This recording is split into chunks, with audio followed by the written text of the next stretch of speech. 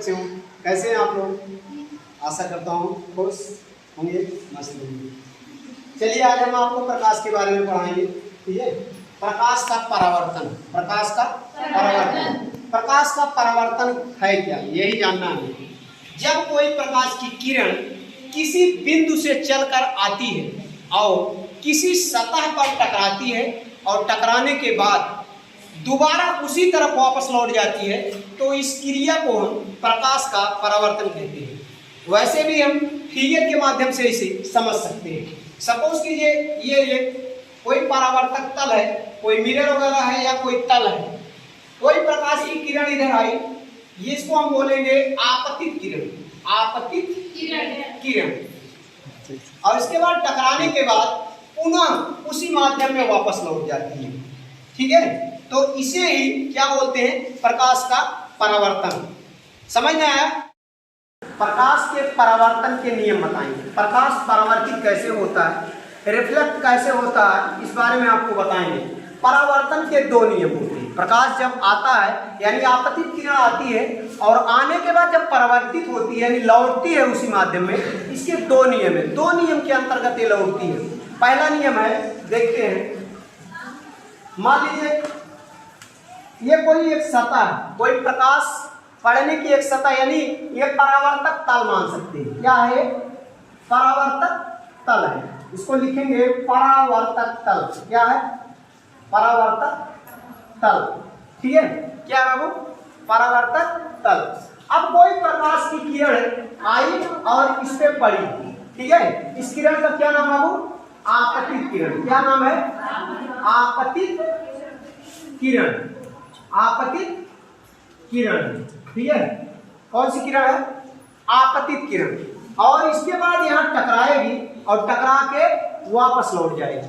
जब टकरा के वापस लौट जाएगी तो इस किरण का नाम हम रखेंगे परावर्तित किरण। क्या नाम है? परावर्तित किरण। ठीक है, क्या नाम है इसका? परावर्तित किरण।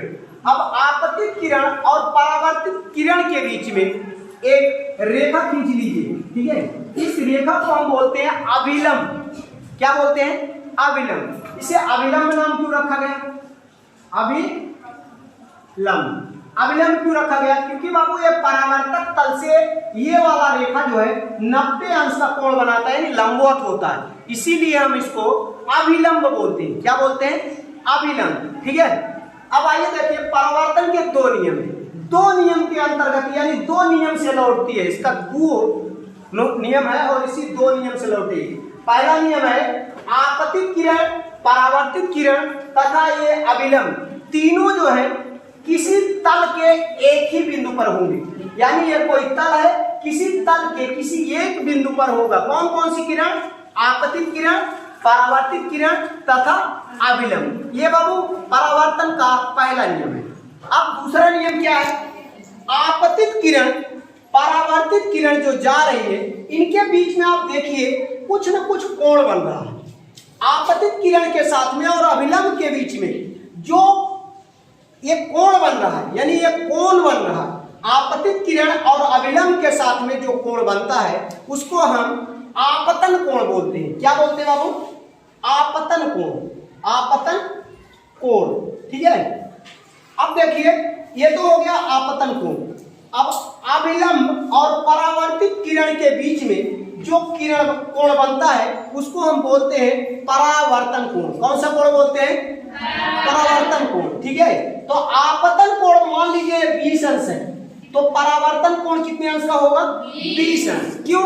क्योंकि आपतन कोण और परावर्तन कोण दोनों आपस में बराबर होते हैं। तो दूसरा नियम आपका ये हुआ, आपतन कोण परावर्तन कोण के बराबर होता है। इस आपतन कोण को बाबू हम साइन आई से लिखते हैं, साइन आई से, और इस परावर्तन कोण को साइन आर से लिखते हैं। कहने का मतलब ये है साइन आई जो है वो साइन आर के बराबर होता है। हम कह सकते हैं साइन आई बराबर साइन आर के। ये दूसरा नियम है बाबू, समझ में आया?